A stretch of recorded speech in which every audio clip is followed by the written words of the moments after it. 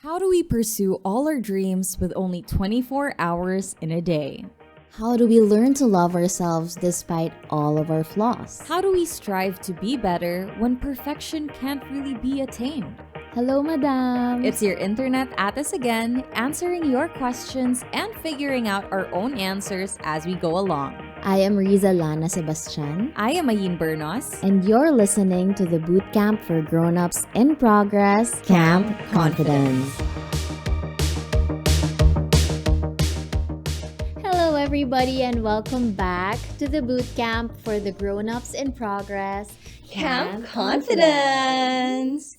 So this episode is quite special because Women's Month. Happy International Women's Month, madam.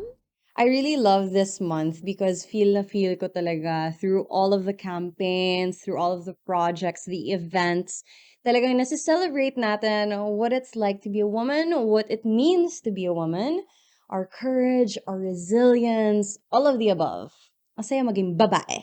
I love it. Sobrang sarap maging babae. Although it has ups and downs, I think we should always celebrate it every single day. Pero ngayon talaga yung talagang let's zoom in kung paano ba talaga maging strong, independent woman. Yeah, so for this episode, we wanted to kind of zoom in on that title that we see being thrown around. You know, parang yun yung naging mantra ko for a long time, especially nung na-break kan ako. Charot, okay, nakipag-break. Okay, done. But when I was having like those days, ang bumuhay talaga sa akin is thinking to myself that I was a strong, independent woman. But I think yung definition natin of what it is to be a strong, independent woman is really relative sa experiences natin, sa mga role models natin. So, before we start, we're gonna be talking about all the different areas. So, we're gonna be talking about our careers as strong, independent woman, but also relationships. Kasi paano pagka hindi ka na single? Paano na yun? Strong, independent ka pa rin ba? But before we go there, let's first go with the definition. For you, Madam Riza, if you were to describe or define a strong, independent woman, what is she like? Ako, definition definitely is when I know what I want to do in life. I know what I want. I am assertive of the things that I want to do. And also at the same time, for me kasi, being strong is when I'm able to be vulnerable. Diba? Ang ironic, strong ka pero vulnerable ka. Pero for me kasi, when I start to be vulnerable, when I accept that I am weak sometimes, I acknowledge na everything will pass. Kasi lahat naman ng bagay sa mundo is fleeting. Whether masaya ka or mahina ka ngayon, as long as you acknowledge it, as long as you are self-aware na eto ka ngayon pero hindi naman ibig sabihin na ganito ako lagi. I love it. So that is strength for me, madam. Yeah. I thank you. Thank you. Pwede ka naman beauty queen. Mrs. Universe. Manifesting. And Strength is acceptance, strength is vulnerability, strength is awareness. For the second word, independent, I think this is what I was trying to unlearn. Kasi during my early 20s, when I thought about independence, I always imagined solo backpacking in another country, living my own life, no boyfriend, no girlfriend, no nothing. I can do everything on my own terms, blah, blah, blah. And I think it is a good start of the conversation. Like, especially for me, like as a woman, as a young adult in my early 20s, oh my God, I can't believe I'm reaching the end of my, hindi ko alam parang when this all started, referring pa to my early 20s, tapos ngayon, ano na, but there's beauty in aging. But anyway, that being said, it all started, independence was something that I thought of as, parang, wala akong kailangang ibang tao. Hindi ko sila kailangan. I can be by myself. I can buy myself flowers. Ganon. But, parang nag-evolve yung definition ko of independence as I went through life and I realized ko, shucks, di ko kayang mag-isa. Yep. And once you acknowledge na parang, okay, maybe you don't need romance, maybe you don't need a partner per se, but kailangan mo pa rin ng community. Yes. Kailangan mo pa rin ng ibang tao. Because independence in itself is not enough. And not sustainable. And not sustainable. Kasi paano kung gusto mo maging weak sometimes? Paano naman? Kailangan meron ka pa rin mapagli-lean on. Correct. Di ba?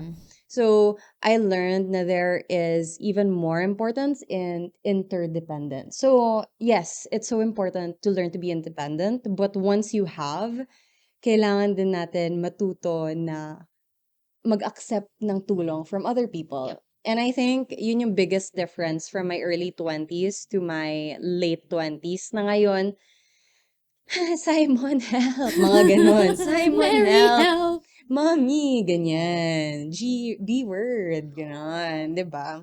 Like, now, we don't have to be alone. We don't have to always carry the weight of our world on our shoulders. Kailangan, bibigyan din natin yung sarili natin ng chance to accept people's help.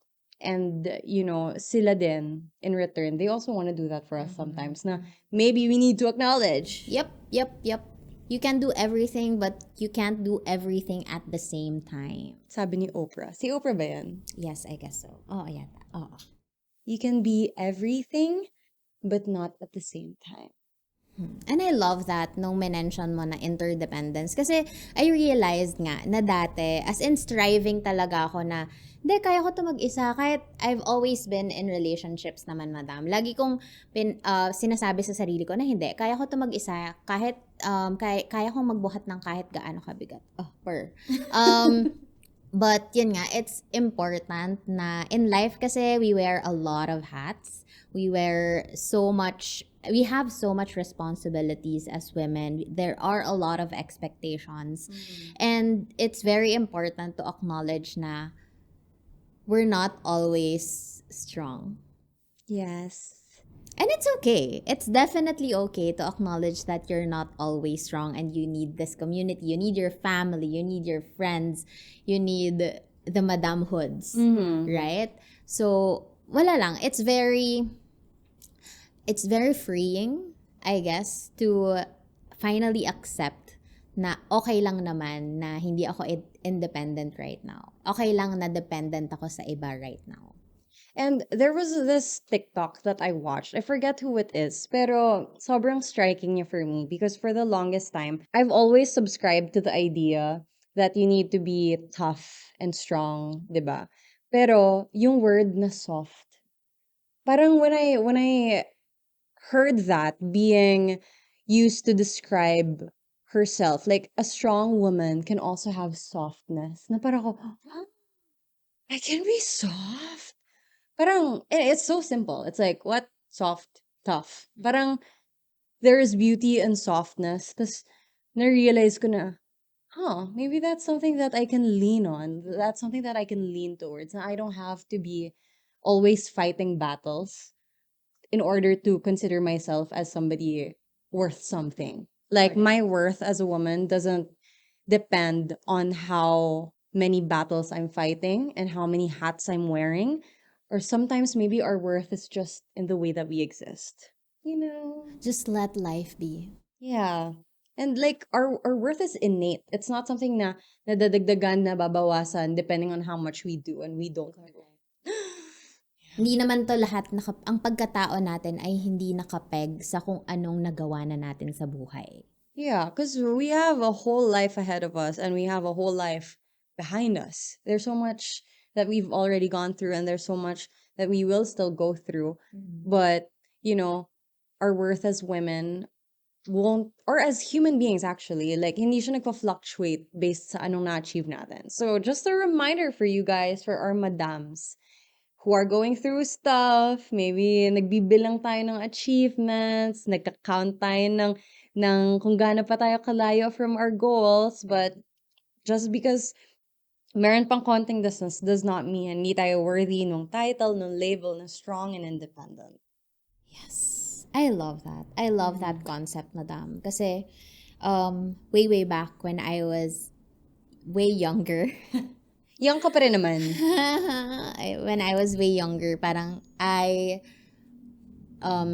ba, inattach ko yung self-worth ko sa kung ano ba yung habits na nabuild ko that year, ano ba yung mga businesses na nabuild ko na, ano ba yung mga goals na na-achieve ko na. And it's very unhealthy.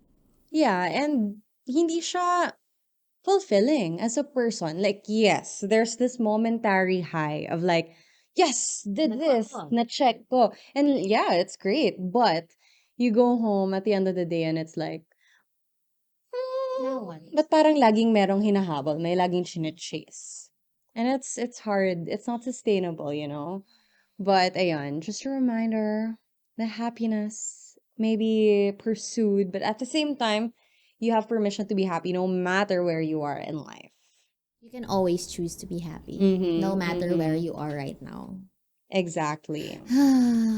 Now, Madam, let's talk about your advocacies and being Ate Ayin, Teacher Ayin. I've always admired this about you, your advocacies, yung mga narratives na talagang nalagay mo na out there with colorism and loving our skin, loving our body, etc. Can you tell us more about saan siya nag-umpisa? Saan yung bubog mo? Kung bakit, kung bakit mo siya na-put out there? Bubog talaga. Yes. Bubog talaga. Oo. But honestly, everything that I talk about, it all stems from what I wish I knew when I was younger.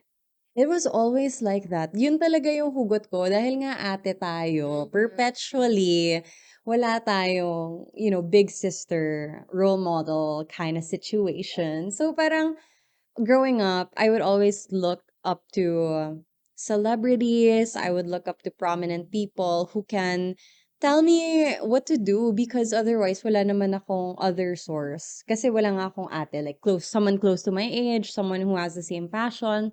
So I would look for it externally. So that's why with my advocacy is super duper iniisip ko, what would young Ayin need? Ano yung makakatulong sa kanya? And that's how Morena the Label came to be, which for our new listeners, Morena the Label it used to be our clothing line.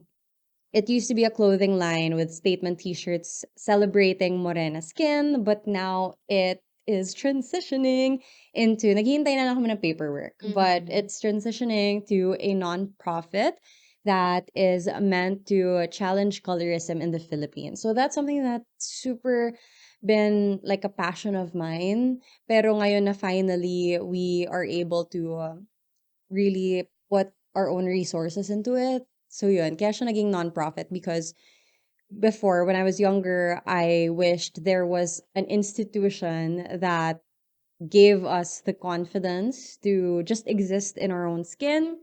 But also, when I was in college, sana nung nag-research ako, I wish that there was a lot of resources and references about colorism in the Philippines kasi wala tayong organization na ganon right now.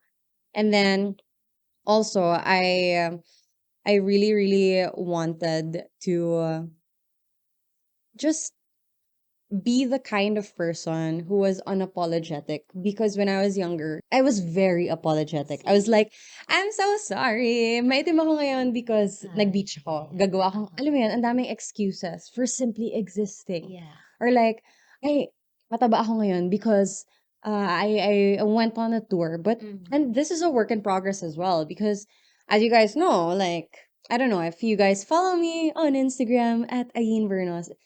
I'm still also discovering how to love myself better, especially as I'm growing older and my life is changing in like ways na before hindi ko naman like for example, when I was younger, ang dali sa akin to be skinny. Like I was naturally skinny and then after I joined the pageant, parang nagbago yung body image ko because it was so focused on your body na parang huh? Like, may kulang pala sa akin yung mga insecurities that wala naman before, na-point out siya. And then I had to, use up the last year healing from that. So now I am, again, learning, working on being the kind of person who can just exist and happily exist. Kahit na wala pa ako doon sa target weight, kahit na wala ako doon sa beauty queen body, yung mga ganong bagay. The reason why I have those advocacies, kasi kailangan ko siya. And I think there are just so many women who share the same story, who share the same problems, na parang, if you can't see it out there, put it out there. That's what I believe in. And I thank you. Sobrang inspiring yun, madam. Kasi, ano it's really right that you said na you are showing up for the young Ayin. And you are showing up to all of the people and young adults na kailangan nitong advice na to. And, ewan ko, can I just say na sobrang nai-inspire din ako? Kasi syempre ako, I also have mga negative body images with myself. And parang kapag nakikita kitang sobrang confident mo with yourself, with your body, with everything that you do, parang nafe-feel ko rin na, ay, kaya ko rin yun. Ganon, kaya ko rin mag-podcast.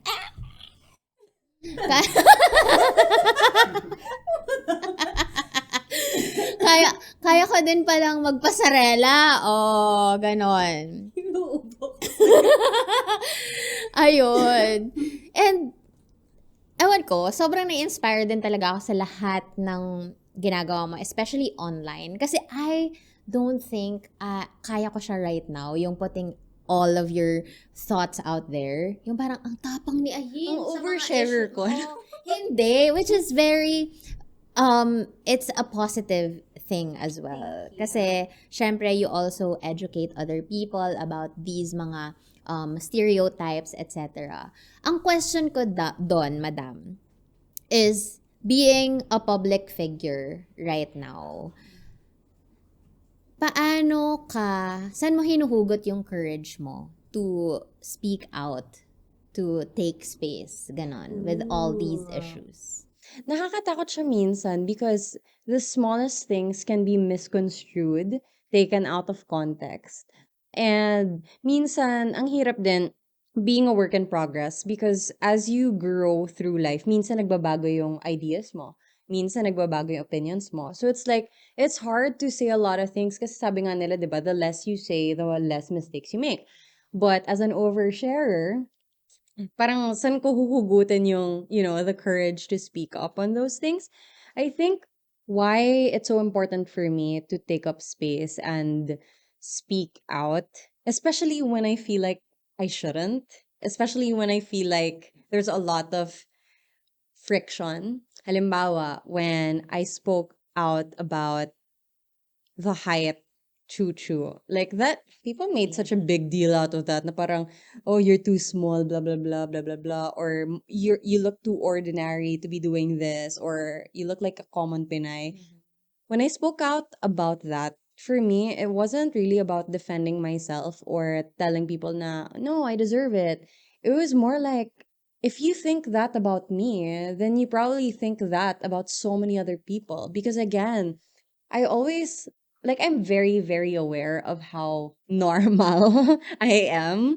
Like ang dami ko talagang katulad. And to me, when I let people speak badly about the kind of person that I am, especially physically, I'm letting other people talk to all the young girls who look like me or who feel represented by me. Correct.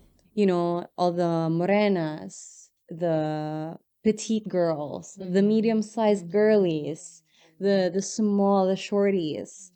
If I speak badly about myself even, let's not even talk about other people. Yung pag ako, when I say something self-deprecating, napapaisip ako like, I don't want to say that kasi what am I saying to them? Correct. Yun talaga. And it's always coming from a place of gratitude because it's that very community that put me where I am. Correct.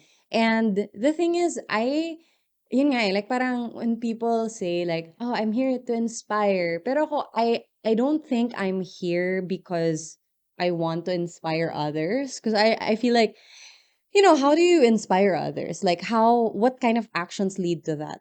Ako, I'm honestly inspired by the community. Like the community inspires me. And that's why I do what I do. Because they empower me, they enable me to do these things. And really, that's it. Just whatever goes out there, wala na akong magagawa doon. Kung ano yung effect sa kanila, that's a byproduct of how they've empowered me as well. So, it's really like giving back to that community that raised me. I love that. Kasi, ano ko, Totoo. parang Totoo rin. pinalaki ako ng internet, you know? Oo. Especially this career, I owe it all to people who believe in the same things. Correct. I love that. Her slay. Firstly, rar. Yeah. Yeah. Yeah.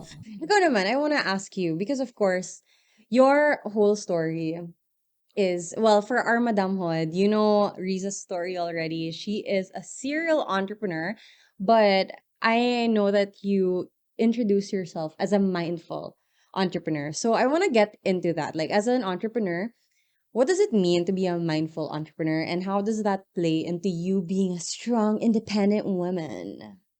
Okay, mindful entrepreneurship kasi sa akin, madam, is parang I call myself a mindful entrepreneur kasi I feel like everyone can call themselves an entrepreneur but not a mindful entrepreneur. Kasi for me, when I get to be mindful of the things that I put out in the world, parang, alam mo yung before ako maglabas ng business, pag-iisipan ko kung how will this change the world? How will this solve the problems of other people? Like say for example with Lana. I put it out there because I want a minimalist skincare routine for Filipinos. I also want to impart na you have to take care of yourself but at the same time take care of Mama Earth. Ganon. Gusto ko, kasi ako sobrang self-aware ko din eh. Sobrang self-aware ko of the things that I want to put out there, na parang when I buy things, I ask myself a lot of times do I need this? Sana all. Nandun yung temptations of adding to cart, but I always pinapa-simmer ko siya doon sa add to cart ko. Do I really need this? Kapag tatapon ko na to, saan ko ilalagay? Mga ganon. That's one narrative, yung putting products and services out there na magagamit talaga ng mga tao. That's number one. Second is that I want to be mindful of how I do business. Ganon. Na gusto ko na maalagaan ko yung ibang tao but at the same time, gusto ko ring maalagaan yung sarili ko. Kasi with entrepreneurs, I know ang dami nating hats. We wear so much hats. We wear, we have so much responsibilities on our shoulders na tipong may pangsweldo ba ako today, may pangbayad ba ako sa suppliers. Ang daming moving parts when you are an entrepreneur.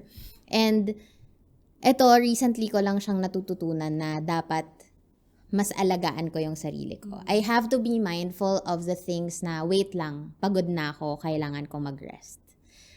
Dati, sobrang, okay lang, 3 hours of sleep, okay lang, 4 hours of sleep, saka na lang ako babawi, saka na lang ako magpapahinga kapag mayaman na ako. Ganon. Saka na lang kapag may pera na.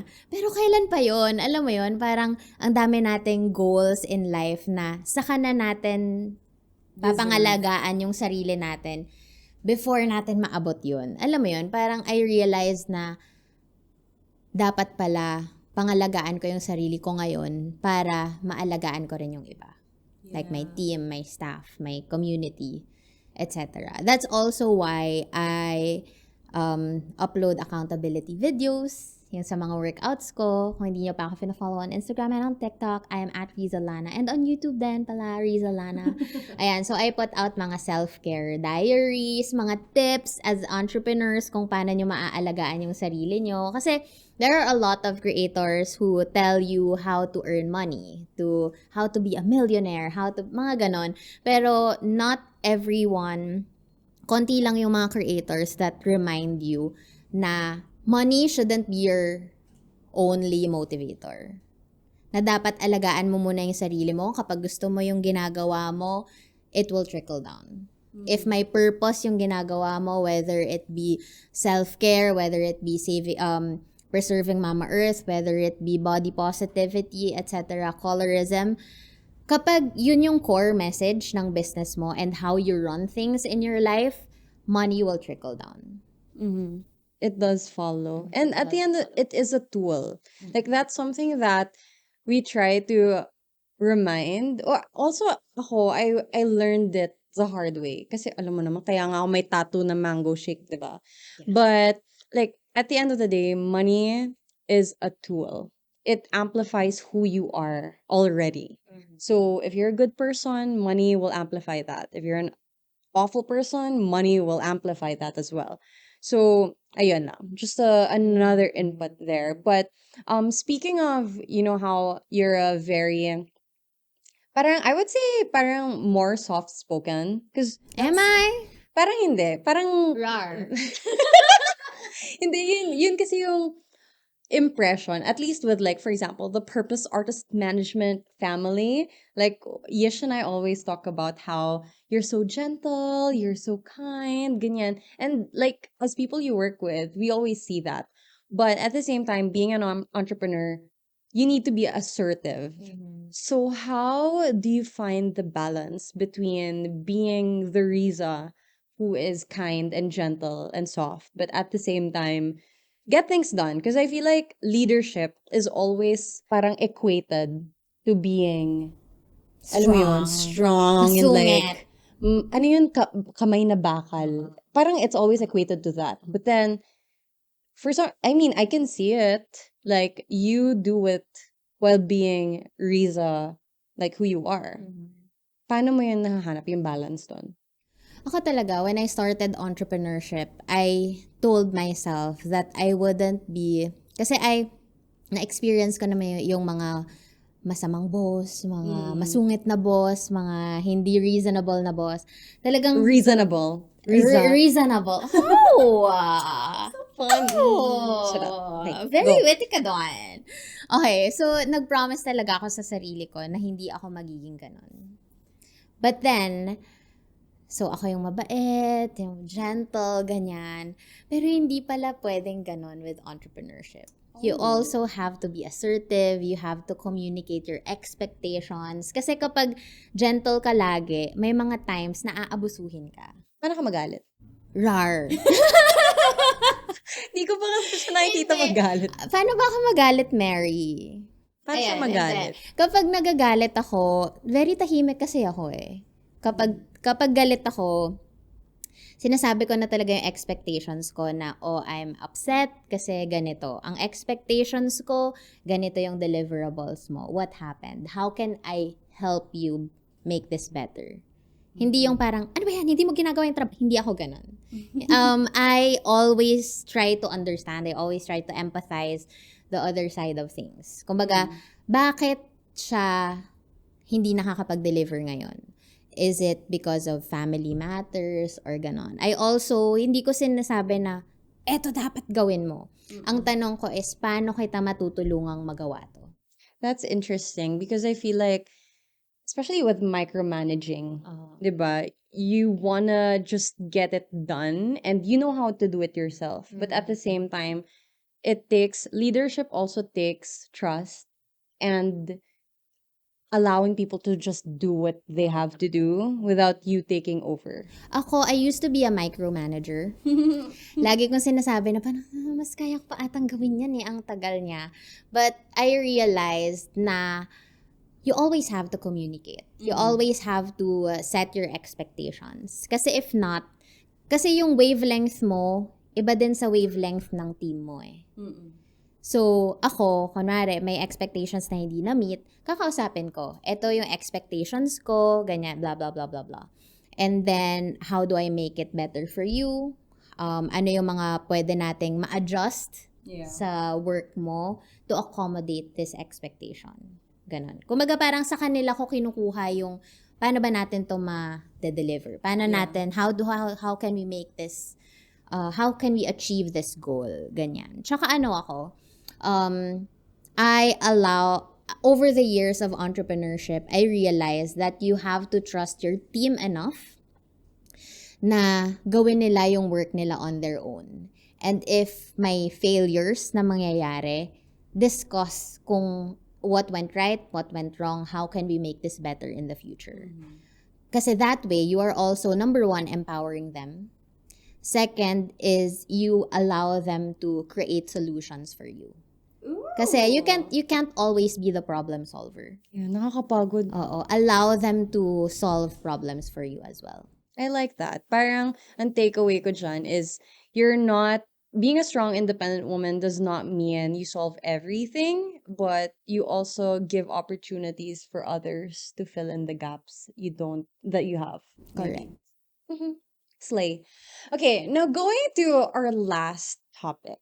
I guess ito yung pinaka because with strong independent women, we usually equate that to singlehood. Pero as you can see, wala pa rin ako sing-sing. Baka naman. But, parehas kaming in happy, I would say healthy relationships. Masaya naman. So, the question is, do you stop being a strong independent woman when you enter a relationship? Ooh. Ako, I don't. Hindi, joke lang. Ano kasi, I acknowledge na no one needs to complete me because in the first place, I should feel complete. I should feel complete. Dapat hindi validation ng iba yung pag-define ng pagkatao ko. Ganon. So, it's a huge and long process for me to do na to be this confident with myself, to be this kaya ko to attitude, ganon. It took a while. It took a while kasi I used to have very low self-esteem. Kahit meron akong partner or yung si Josh, yung husband ko, I don't think nag-stop ako being an independent woman. Minsan lang nagpapabebe ako na parang, ay, parang hindi ko kaya to. Pero, alam mo yon, at the end of the day, behind closed doors, I know who I am. I know what I can and cannot do in life. I do what I can, and if I can't do stuff, I admit it and ask for help. Yeah. Tsaka kami kasi ni Josh, very different. We acknowledge na sobrang different individuals kami. Sobrang magkaibang individuals kami. And we just try to respect one another, yung differences namin, and acknowledge yung similarities din namin, ganyan. So, we also talk about, kunwari, for example na lang with our schedule. Ako kasi morning person ako, si Josh, nocturnal talaga siya. Tapos, so syempre, magkaiba kami ng oras, magkaiba kami ng habits, ganyan. So, we just find time sa aming dalawa kung okay, ano ba yung non-negotiables namin. For us, it's lunchtime. So, meron kaming lunch dates every day, no matter what. Kunwari, kahit busy ako with meetings, kailangan may lunch dates kami. Ganon. It's so nice kasi sometimes it's not, I think yun nga the narrative na somebody needs to complete you is what's kind of convoluted. Wow, word of the day, convoluted. But I think what's good to at least think about is find someone that instead of completing you, complements you. Kasi again, like sabi ni Riza, you're already complete. And this is something that I really struggled with because ang tagal kong single. Tapos parang ako, paano ko mag-a-adjust na meron na kayo date, meron na kayo update. Like, ba't Why? niya kailangan malaman? Why? Ba't niya kailangan malaman kung good ba yung morning ko? Charot. Kung kumain na ba ako? Ayoko nga. Kumain. Ba't mo pinoproblema yung pagkain ko? Diba? Nakakainis eh. Pero, sometimes, they care.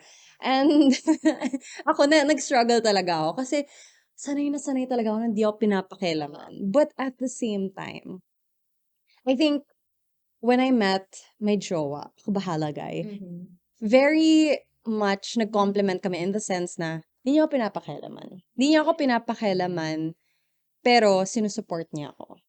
And there's a huge difference. Kasi like, what I wear, what I pursue, my dreams, ganyan. Parang, I've retained my whole identity. And then, there's this other person na merong sarili niyang identity, may sarili niyang ganap sa buhay. That's why I don't even show him, di ba? I don't even show him on social media. Kasi, he's not a social media person. And I don't want him to live the life that I do just because nagjowa siya ng TikToker. Kasalanan niya ba na nagti-TikTok ako, di ba? You know, like, it's none of anybody's business to know what he does or kung ano mang ganap niya sa buhay because hindi naman siya yung nag-decide to be a content creator. Ako yun. And the consequences of that, I live with that. He doesn't have to. And I really want him to also retain that part of his life. Na he gets to live the way he wants to. But at the same time, it's so fun then because I've been so used to traveling solo. Yeah. I've been so used to planning by myself. Tapos dumating ako sa point na parang, dami ko na nakikitang parts ng mundo, but then, it's also nice to share it with someone. Sa totoo lang, like sometimes it feels that way. And that's what I like about being in a relationship. Kami, we share things that we enjoy doing together. Like, for example, when we traveled to Europe last year, that was really fun. Also, we're gonna have an episode about travel, so wait for that. Yung mga ganon, we share those experiences. Pero, recently, I went to a yoga retreat. Dapat magkasama kami, pero na-late ako ng 1 week. So, yung ganon, na-enjoy ko pa rin siya kasi sabi ko, shucks, that's so nice that I still get to go on my own thing. Kasi hello, hindi ko naman, ayaw niya naman ng yoga eh. Totoo. Hindi ko siya pipilitin just because I want to. So, ayun, yung mga ganong bagay na parang that's when I really feel na I am still independent. I am still myself because napapursue ko whatever I was pursuing when I was single now that I'm in a relationship. And I don't have to compromise my identity just to fit a man into my life. Pero totoo yan, madama. Sobrang important talaga, especially for me, na sinusupport niya kung ano yung mga gusto ko gawin sa buhay, kung ano mga trip ko sa buhay. And I think, if you are in a relationship na hindi ganon, Alis alis ka na ka dyan. na dyan, girl, it's a red flag. But, yun nga, kasi ako, I know the feeling kasi I've been in that kind of relationship. Napapakialaman kung magsuswimsuit ako, papakialaman kung saan ako pupunta, kung anong oras ako uuwi. Alam mo yun, parang, that's also what I appreciate about Josh. Kasi, aside from supporting me, talagang pinupush niya ako sa mga gusto kong gawin sa buhay. Kahit takot ako. Like, for example, with vlogging, si Josh talaga yung pinaka nag-push sa akin na, Riz, sige na, mag-YouTube ka na, ganyan. Tapos ako kasi very timid, very shy. Mga question ko is, kaya ko ba yun? Ganon. Pero siya talaga yung laging nagpo-push sa akin to do better, to do those scary things, and that's very empowering as a woman as well. And yun yung gusto kong pangalagaan din sa sarili ko, na ako pa rin to no matter what, kahit sino pa, hello, permanent na nga pala si Josh, wala na pala akong di na pala pwedeng magpalit. Charot, love you Josh. Ayun, kahit sino pang kasama mo. Yes. So in conclusion, we are still strong, independent women.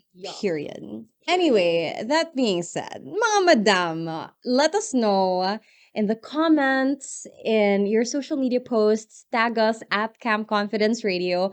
What does it mean for you to be a strong, independent woman? And let us know also in the comments kung ano yung mga karanasan nyo that reinforces that belief. If you guys enjoyed this episode, don't forget to subscribe and follow Camp Confidence here on Spotify or YouTube, on Instagram as well, and give us a 5-star rating kung meron kayong time. Thank you guys so much for watching, and happy International Women's Day month. Bye guys! Mwah!